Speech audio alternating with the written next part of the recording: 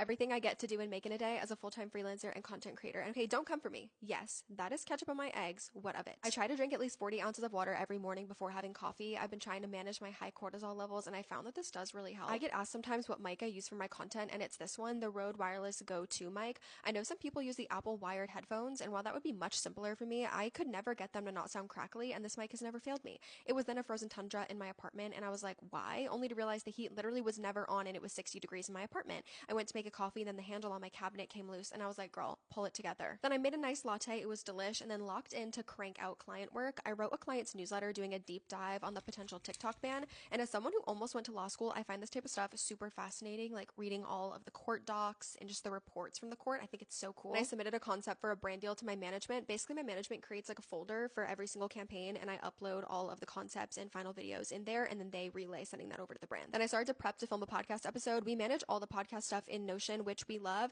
It was honestly such a fun episode to film because we were both in a silly, goofy mood. If you're not listening to the Life You Love podcast, literally, what are you doing?